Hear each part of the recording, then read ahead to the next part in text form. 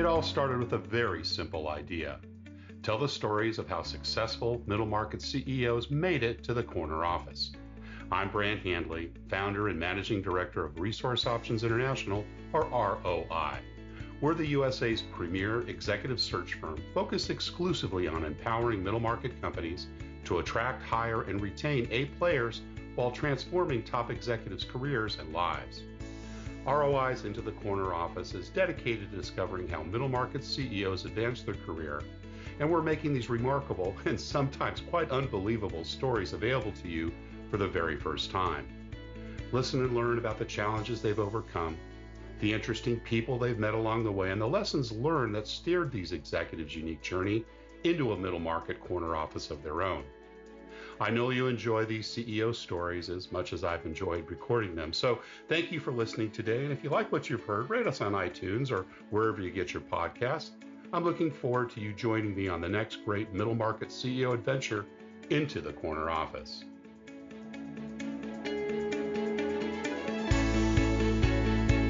My guest today is Chase Harmer, founder at Wishes, who are redefining the charitable giving experience and creating a more connected future for all humanity. After receiving a full track and field scholarship to Cal Poly San Luis Obispo, Chase decided to attend another college called the School of Hard Knocks. He started his first business in the payments industry at the age of 19, and that would eventually become a $40 million per year business before he was 32. As the founder at Wishes, Chase is focused on the biggest problems which exist in the charitable giving space today by making donations for social impact instant, fully transparent, tax deductible, and rewarding in addition to delivering funds to recipients 10 times faster than any competitor in the world. Prior to Wishes, Chase spent 7 years as the founder at ProfitPay, which was acquired by the travel platform OnRiva. As a non-tech founder, ProfitPay was his single greatest challenge of his career, and he learned more meaningful things in those 7 years than the combined 27 he spent in payments. Chase has spent nearly 3 decades in payments and has built product and infrastructure in both acquiring and issuing side. He brings a diverse and rare perspective from his time in the trenches, which produces positive outcomes for his connected partners and internal stakeholders. Chase Harmer, welcome into the corner office. Hey, thanks, man. Glad to be here and excited to have this conversation with you. Absolutely.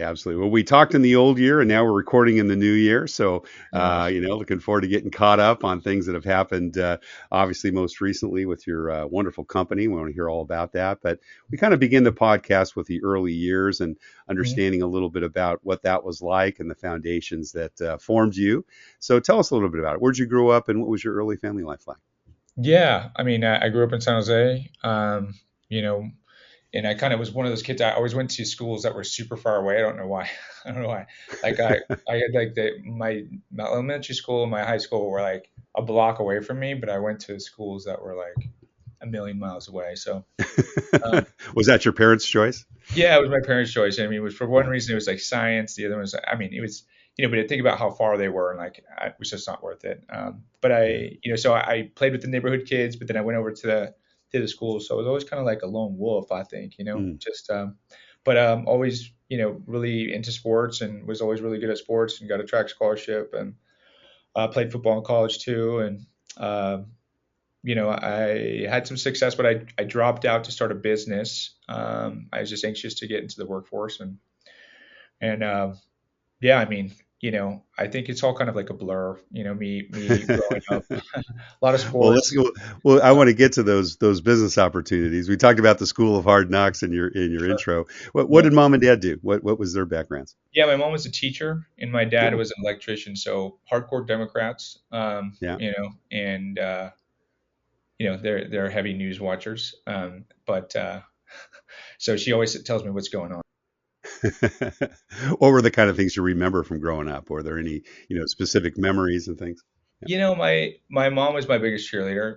She still is today. I'm 44 and, she's, we have a pretty close relationship, but I think, my dad, he passed away. And so, recently, and so, that was tough, but he was always there, but I didn't really know him. You know what I mean? So, Right. he went to Vietnam and he came back and he was a little distant, I guess you'd say, but he's a good father and he did the best he could, and I love him for that. You mentioned you got involved in sports. Were there some specific sport experiences or coaches that had an influence and, Yeah, direction for you? well, actually, I didn't like my high school coach. I felt like I should have got a football scholarship. But I was I really was kind of I was a star athlete on both the football and the track teams, and that's why I was ended up getting a full scholarship to Cal Poly. But I really didn't like my high school coach, and I was like, well, if I ever see that guy again, and then I saw him again, like just one night I remember, and I was like, hey man, and it was like we had this. Then it was like, oh, I love you, type of thing, but it was I remember that too because I had a real big resentment against this guy, and then I Was he saw him. hard on you? Was it Yeah, kind of one of he those was things where, hard on me, yeah, he was because I'm not yeah. a big guy, but I was really talented, and so I had like 26 touchdowns my senior year, and he was like I was like, hey, listen, I want to talk to these schools, and he's like, oh, you think that you can go to D1, and I was like, dude, why is he telling me I can't go to D1? Like, let them tell me. You know what I mean? He should be inspiring you to do that, right? Yeah, I mean, it was like he had the resentment because he played junior college, and so I don't know, Hmm. it's just one of those things, and so but I got over it. But it actually took me a while to get over it. Honestly, I was pretty upset about it for a long time. Were you a Um, good student? I was average B student, so Yeah. I got like a 3.3 in college at Cal Poly too. So And yeah, in school, were there other activities beyond sports? Did you do any music, theater, groups, debate, anything like that, clubs?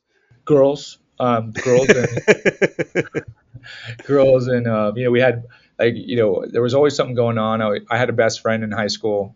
His name's Jason. He was getting recruited by Nebraska at the time, and so we were best buddies, and we were like inseparable pretty much my whole high school years. And so like I remember spending most of my high school with him doing stuff. And I mean, as a kid, you don't really need to even do stuff. You're just walking around the neighborhood or whatever. But Right. we're always busy doing something. So What about entrepreneurial things? Did you have some, younger day experiences? Have the paper route or, yeah. selling stuff door to door, anything like that? Well, I thought I was going to be I thought I was going to like be a professional Hallmark card salesman because I thought that I Okay. was so much better than the Hallmark cards that I was reading. And I've always been really good um, at poetry and like and writing and these types of things.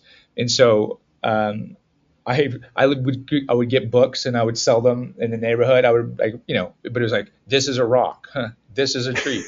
You know what I mean? Like when I was a kid, and I'd sell them for like 50 cents. But I guess that if that was anything, that could have been my first shot at being an entrepreneur. But Did you work during high school and into college? I didn't. I didn't. I got lucky because my some of my friends did have to work, but my parents didn't want me to work, and they wanted me to focus on school. And I was Yeah. always doing sports too, so it just wouldn't have worked between homework and sports and school. It's just there's not enough time. Yeah. So Yeah. I mean, And you were pretty involved in sports. So what did you yeah. play all four, or what were your sports during high school? Yeah, so I did. Well, I did football in track, and um, like I said, I got the end of my senior year. I tried to get athlete of the year, and I was like, well, I just got to do one more sport, wrestling, right? And I Right. was like Right. pretty strong, and but I never showed up to practice because I was too cool, and I was just like, listen, I'm like so strong. This is like, come on, like get out of here. I'm gonna rule this weight class. And I remember I had my mom and my girlfriend in the stands, and I was this popular kid, right? And I thought I was so cool. And um, and there's this little guy, wrestling me, and I'm like, get out of here, come on. And I swear to God, because I didn't know any of the moves or anything. You know what I mean? I was just trying to Right. Right. like overwhelm him with my strength, but it only goes so far if you get in some weird move you can't get out of. And so I just remember being pinned, and I was mortified. Like the What athletic just director happened? was there, the athletic director was there, my girlfriend was there, my mom was there. I was like, oh my God, I'm just like never gonna live this down. So Yeah. so wrestling didn't really work out for me because I just couldn't.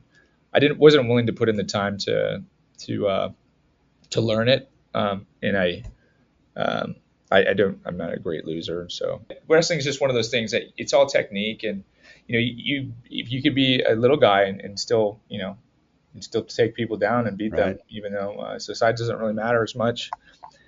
It's all technique, so Yeah. Well, yeah. that's a good lesson, right? Learning how to, learn that technique in various disciplines, because it isn't always about brute strength or, being the smartest guy around the table or, having the best skill. Yeah, no, it's true. I mean, it's one of those things. Consistency pays off.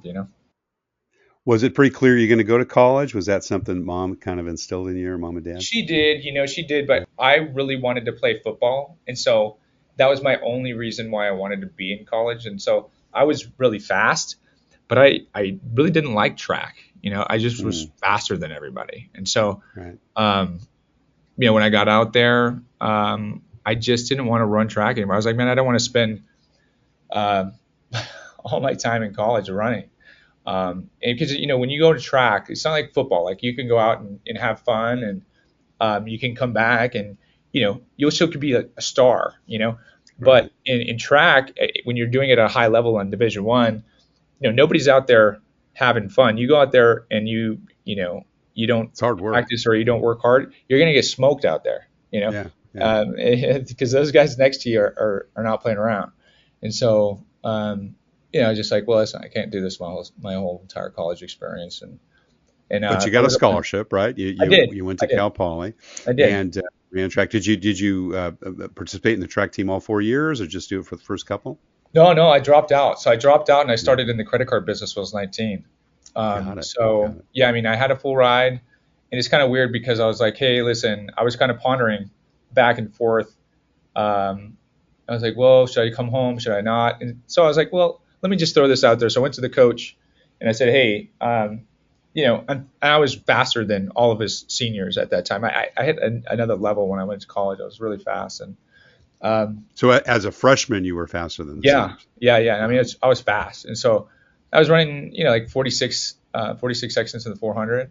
So, um, if you know anything about once around the track, Oh 46 yeah, seconds is pretty quick. it's pretty quick. But Yeah. I went and told him, I was like, listen, I'm beating all your seniors, and I want an apartment, and I want more money, to use. Because I just thought for sure he'd say no to me because it's track; they don't even get that much money, and he's like, he came back to me and he got me an apartment and he got me more money. And I was like, dude, I can't stay here. I gotta go. I think I'm out of here. I didn't think you were gonna do that. So you completed your first year, or did you drop out within your first I year? dropped out. Yeah, I dropped out like Gotcha. literally like before the third quarter was over, and I started a business in the credit card business, and in that I started making money at a young age, and I turned that into a pretty big business, and then kind of just been parlaying this into other opportunities as I would say now I'm pretty much an expert inside of the fintech business. I built everything inside of that business you could possibly build, um, as far as infrastructure goes, and on both sides of the equation, like on both on the credit card side and the acquiring side, the part that takes the credit cards themselves, and it's pretty rare because most people you're either on one side or the other of the business, right? You're never really on both.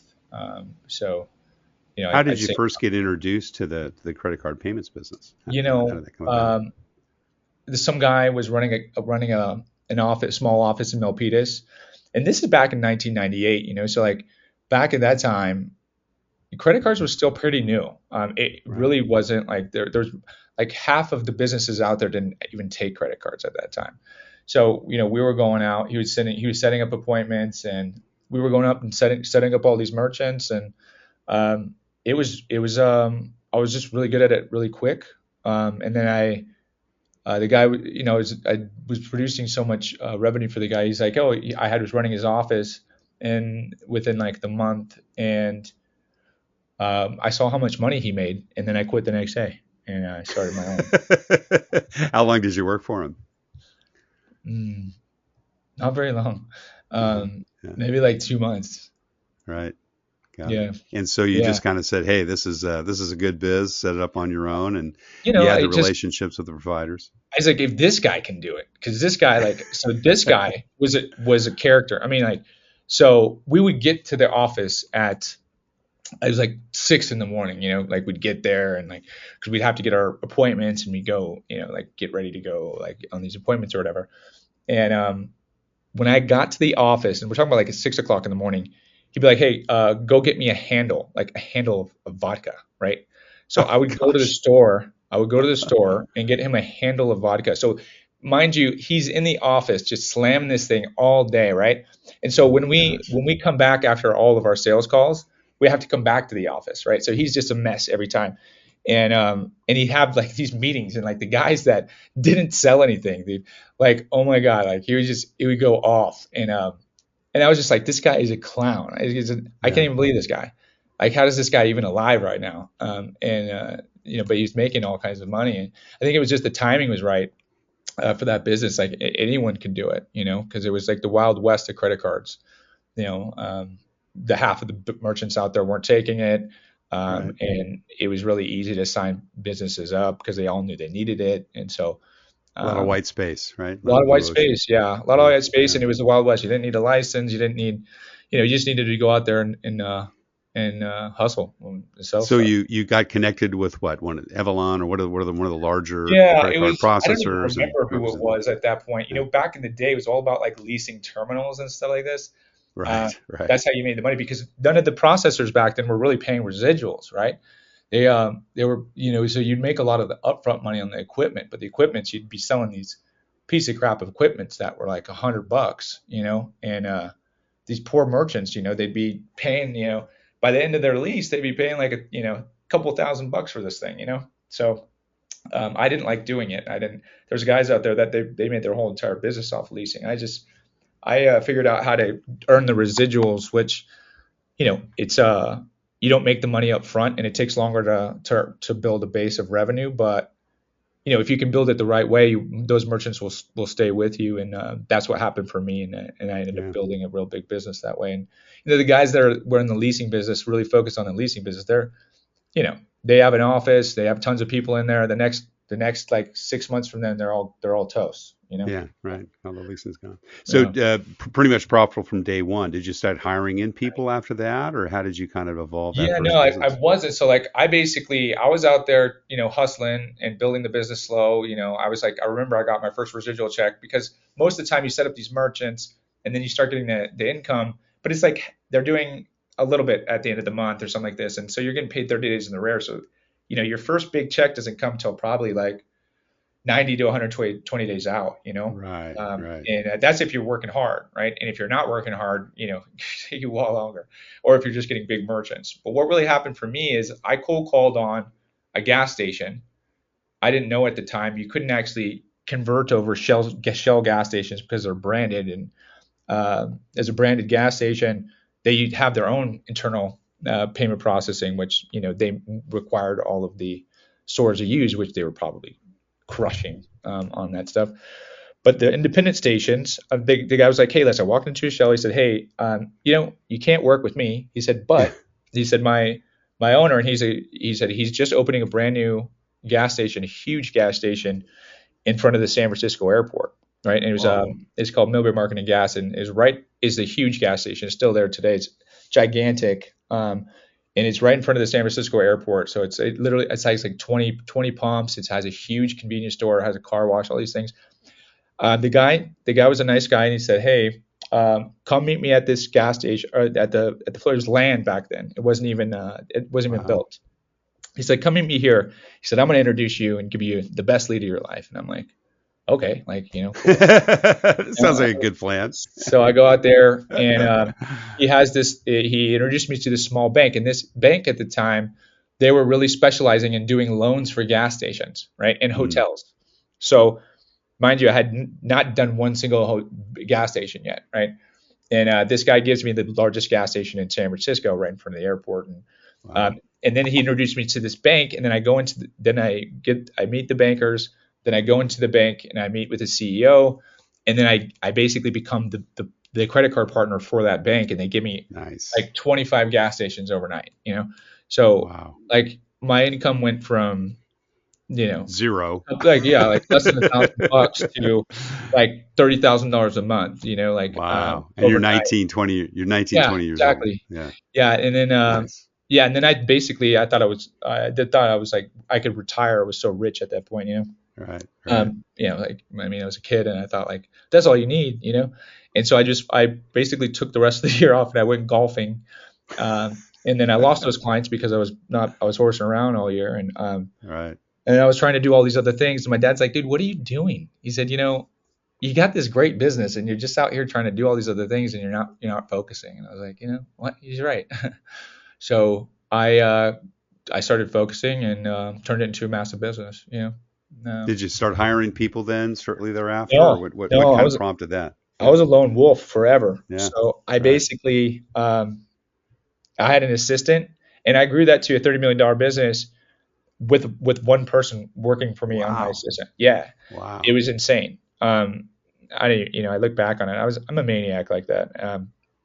But so like I knew back in 2014. After that I got a really large, well, the second largest hotel association in the United States. And I, traveled the world around the country, not the world, but around the country for about 8 years. And I signed up thousands of hotels, and I was kept on growing the business, but I was really just a commodity, right? I was able to grow the business because I had created these strategic partnerships that really paid off, right? Um, and but I was like, they were calling me, all these clients were calling me every year and saying, hey, how do I need to lower my rate. Now I was like, mind you, Mm. I was already giving them great rates, right? So, each hotel, you would think, oh, he has a hotel, he's making tons of money on that. It's like, dude, the rates were so low, like you're making like less than $50, at a big hotel. And so, but you sign up a trillion of them and, you got a good business, um, but it's not a good business if every year they're calling you to reduce that Yeah. $25. Yeah. So I was like, man, I got to start building technology. And I didn't know how to build technology. I just knew how to sell things. But no one's going to teach you, man. So, I was just like, well, what do you do? Well, you go to India. That's what you do, right? I don't know. So I went and hired, because I'm a numbskull. I didn't do any research. I hired two total credible people that I met at some coffee shop or something, and after $200,000 down the drain, I realized I had nothing, and so I started all over and tried to figure it out, and made every single mistake you could possibly make. Um, but I ended up raising a lot of money. I turned it into something that was worth a lot of cash, and um, you know, I think my greatest asset is that, like, I'm never scared to take risk, and I'm not scared to look like an idiot. So I think, and that's benefited me in a lot of ways, but it also, there's also times where you got to, swallow some crow. So I remember just, it's miserable when you're trying to build things and you don't know how, and you're trying to innovate things. Anytime that you innovate things, you just fail a lot. And it's just part of the recipe. You have to fail like a bazillion times. And I wasn't used to failing, just making a sale and making money. And now I like was spending tons of money and I still was not winning. I was like, this sucks, man. But no one tells you how to do this stuff. Um, and I don't know. I'm just a hard head, and I didn't stop until I made something of it. Now, titanium payments was first, I think, and then ProfitPay came later. Is that right? Wait, Tell me a yeah, little so bit about the Titanium difference Payments is a between. payment processor. Yeah, so I was one of the original partners that we started that back in 2004. And then, yeah, I've been in payments forever, but I started building technology. When I say that's when I started kind of building things, is in 2014. Before that, I was just selling payment services. Right. But So ProfitPay became the kind of the servicing well, company then. Is ProfitPay that became correct? like, so what I was doing was building value in the ecosystem, right? So when you have a commodity, all you can do is lower your price, and at the end of the day, you're just gonna end up not making any money. Price yourself So, but out. then Right. Right. Stripe came onto the market, and I was like, dude, their rates suck. Well, it's like, yeah, but they're so easy. They're And so I cool. was like, Yeah. well, Right. like a light bulb went out. I was like, dude, well, if I build value, then I can charge these guys more money, and they're not going to care. And but you have to have value. You can't just charge them more money. There's no loyalty, right? So, you have to make it easy, you have to make it more convenient. And so we built an all-in-one platform, and we were doing virtual credit cards before anyone else, and we were utilizing it for advertisers and their media spend and things like this. So we had a pathway to scale in the market, and we had a niche, and that allowed us to kind of grab onto a lot of e-commerce merchants and scale the business. But yeah, I mean, it was hard, and uh, yeah, it was a crazy time in my life. It's like 9 years of pain. Right, It was right. pain, man. I mean, honestly, but there are lessons you can't. Those are things you can't actually learn Well, just without. about the time that the pandemic hit, you got into Wishes. Well, no, it wasn't right then. So like check this out. So before we actually went into the e-commerce space, so I came from the hotel space, and we built our platform really for travel first, right? So if you think about what Expedia does, is they're not the hotel room, and they're not the hotel or the airline, but they essentially what they do is they take your payment, and then they fund a virtual credit card, and then they pay the hotel and airline. And so what our platform was is we had a virtual credit card issuing machine, right? Which like third party booking engines could utilize to pay their suppliers. And we were also doing payments and all this.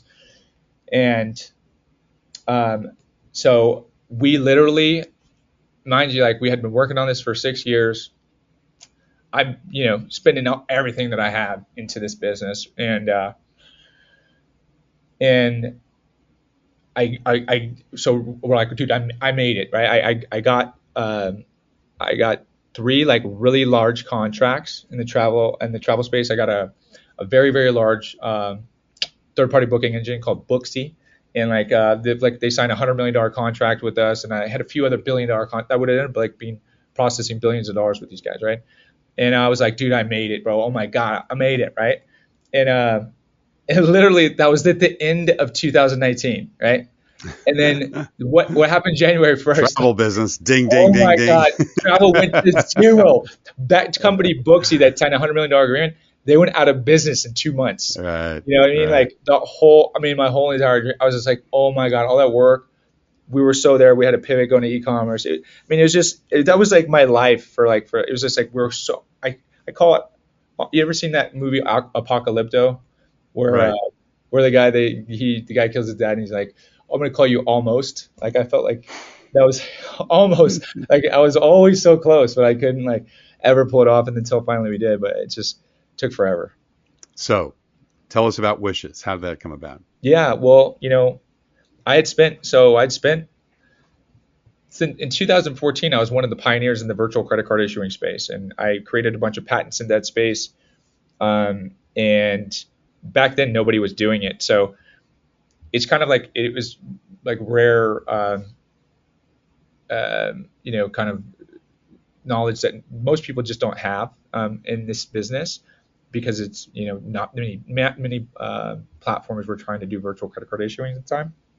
So when I came out and I saw when we got acquired, I was like started donating to charities and causes more often, and then what I realized was I never understood what happened to the money. Whatever happened to the people that I try to help? Whatever happened to Hmm. anything? You never get any. You never understand where the money goes, where the dollar goes, how it's being spent. And even if it's being spent on what people requested, right? And so, and then I was tired of going to every single grocery store and everyone asking me for a dollar, but Right. like you never know where the hell that dollar goes. The other thing is that you flip on the TV and that same grocery store is like, we donated like $40 million to blah blah. It's like, dude, they didn't donate anything. Like there was a bazillion customers that just donated that whole 40 million, and who gets the tax write off? I was like, I don't know. But who's saying whose hands in the cookie jar and who's not, right? When no one's looking and it's going through a for-profit business, who knows, right? It's going through the same exact register that all the other money's going through. So anyways, I wanted to, as a donor, I wanted to always understand where my money went. And if Yeah. someone was asking me for specific help, like, hey, I broke my arm, or Johnny broke his leg and my grandma's in the hospital. Like if you're trying to help them with like cancer or whatever, you want to make sure that, hey, like, more importantly, like I don't want to watch where your money goes, but what I would like to know is like, hey, did that help? Did that, Right. Make a yeah, like, difference. did Yeah. this make a difference? Right. Like, I mean, you never hear anything after you do it. And so for me, that's really where it kind of came into, and so what I'd spent the last, you know, 8 years building, taking a payment and turning it to another purchase. Right. And so I was like, well, hey, I could take payments and then put them on, because what do credit cards do? Credit cards create ledgers, right? So people try to come out with transparency inside of it, and they're like, well, it's cryptocurrency. It's like, sorry, buddy, nobody uses cryptocurrency in the real world, actually. So, I don't know anyone that it's like, yeah, I have a bunch of friends that are in that space, but it's still far, far away from being anything mainstream. So, but what is mainstream that creates ledgers that we all use today? It's cards, right? And you know, where do you actually have your cards and where do you mainly spend your money is on your phone, right? So Right. we can turn it any donation into a charitable tax deductible event, and you can also earn rewards on those donations as well. And it's totally transparent. You can deliver those funds get delivered instantly, about 10 times faster than the big competitors in the market today. And you always understand what happened to your money, so you always know where those dollars are being spent and how they're being spent, and they really can't be misused, because if someone specifically raises money for something, or a charity is trying to support a mission for whatever that is, it's almost like using a gas card sometimes, right? So if it's for something specific like groceries, or they can't go into Macy's and use that card, it won't work the same way. Right. So yeah, so I mean, it solves a lot of the problems that exist in the charitable giving space today, and um, we're super excited to launch it, and I think that it'll change charitable giving forever, because our thesis really is, if people understand what happens, if you understand where your donations go, you will give more and more often, right? If you Right. understand the impact that it makes. Because what's missing in charitable giving in reality is connection. There's zero connection. You donate And through. transparency. Well, yeah, Yeah. it's all, yeah, because Yeah. you can't provide transparency. No, transparency doesn't exist without this inside of the nonprofit world. It just doesn't. So I mean, because even the platforms that are doing cryptocurrency, like, you think a nonprofit that barely understand, like, uses computers, like, is going to be able to take cryptocurrency? Like, come on, it's not working. So I think. So are you doing wishes now in conjunction with Titanium Payments? Is that Oh yeah, well, continued or yeah, yeah. so I mean, we actually are a full payment stack. So yeah, they're our partner in our we use our payments engine for our nonprofit side. So like when we're boarding the nonprofits into the system, either for fundraisers or they want to take credit cards as well, we have an automated way to do all that, just similar to like a Stripe, almost. Yeah. And So then wishes generates revenue based on a percentage of that transaction or that contribution. How yeah, does that so on work? the payment side, it's just we work like any other merchant provider, but we Right. specifically know that the charitable giving space. So I think we're a lot better suited to help those nonprofits than any other payment processor, because we also bring donors to the table, which none of them do. Yeah. Yeah. Because So are we're you really now going out now and approaching charitable yeah, and organizations? Is we're that we're right? And actually signing bringing. them So up? that's part of the sales pitch. I mean, that's part of the reason why I don't nonprofits want to work on our platform, is because we're bringing donors to the platform too. Because Right. if you had a choice as a donor, right? All things being created equal, and you are donating to, let's just say, the Red Cross, right? You donate to the Red Cross. Through the Red Cross, you have no idea what happens to the money. You donate it through another fundraising platform out there. You don't get a tax write-off. You certainly don't get any rewards for it, but you also don't understand ever like what happens to the money afterwards, or even when it's sent there. So with our platform, it's all trackable. You can see everything in real time. It's fully seamless, and so you earn rewards, a tax deductible event, and none of the fundraising platforms can offer a tax deductible event because they're not nonprofits themselves. So if Right. they are doing, and the only time that they actually do it is when they're supporting a nonprofit that is actually providing their own tax deductibility, or they're using PayPal to do it. So they don't actually do their own stack, and they're not like a real So fintech. how does it work? If I'm a consumer and I want to make some charitable donations, I can go to the Wishes website and then Yeah, make a selection, or how does that work? yeah. So we're actually launching here. We have a wait list a mile long, but we are launching here the first week of February. So Cool. Yeah. So yeah, it's an app. So you can go into the like the Apple Store and download Right. Wishes Inc. and yeah, use it where I And then I can go anytime. on. We can go on there, take a look at it. Yeah. A list of different charitable organizations come up. Charitable organizations, people can put their story on there. But the cool thing is when we release these cards, they can actually use those cards instantaneously inside of our store. That's one part that I forgot to mention is that we have a shopping mall inside of our app. So and it has Oh, all the largest retailers that everyone uses everywhere. So we're a super big publisher. So we have relationships with Walmart, CVS, Walgreens, like Safeway, Amazon, all of the places, Macy's, everywhere you could possibly want to shop. So anyone that's requesting money through the platform, they can get groceries through there, they can get anything through there. As soon as they get the funds on the card, they can actually plug them right into stores and start spending money right there. awesome, awesome. Yeah. How big's your team now? How many folks are on board? Well, we have it's mainly engineers. So Yeah, we have about 15 engineers, and we have a small customer success team, and yeah, I mean, we're a team of ninjas, but the technology's pretty automated, and we built it for scale, so don't need a lot of human power right now, but mainly a lot of automation stuff. So we're going to be building out our customer success team specifically for the kind of the human touch for our nonprofit side of the business, sure. and but boarding the consumer side and the amount of time that you spend with customer success on those doesn't kind of equal out, on that side. So as you're bringing people in, what are you looking for? And you're making bets on those people you invest in and hire. I try to stay away from the hiring. I let Annie, my CEO, do that, and so Okay, I'm just kind of the brain behind the platform, and she's the human touch element of this operation. awesome, Yeah, awesome, so cool. yeah, so she's good at that. Well, Chase, we're just about out of time, but we always Yeah, ask one last question of our sure. guests, and that's you've had a pretty interesting career, certainly a very different one than Yeah. most of the folks we have on the show. What career and life advice would you give to someone that wants to be a entrepreneur like you someday? Yeah, I mean, it's I mean, it really is just a disruptive lifestyle, right? So, it's never going to be easy, and you just got to be mentally prepared to take on the challenge. I think the reason why, you know, 10 million businesses start every year, and 95% of them fail, Yeah, is yeah, people aren't really mentally ready to take on the craziness of, especially building a startup. That's a whole nother thing, but the amount of hours and dedication it takes to actually make something successful. And no one's going to do it except you. So it's 9 times out of 10, it's a million times harder than working for someone else, and it's a lot more risky.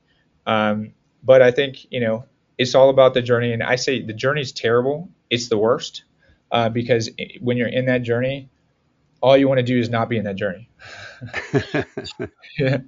But it's like you really do gain a lot of wisdom and insight that most people will never be able to achieve. And it's a different life, and it's not for everyone. But if you have the guts, you can get the glory. and a good idea. That's right. You have to have a good idea too. Chris Harmer, founder at Wishes, thank you so much for sharing your journey into the corner office. Thank you.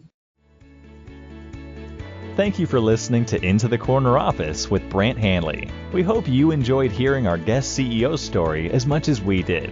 If you want to hear more CEOs reveal their journey into the corner office, please subscribe via iTunes and tell your friends and colleagues. For more information about Brant, Resource Options International, and the mighty middle market, visit www.goforroi.com. We look forward to having you join us for our next episode.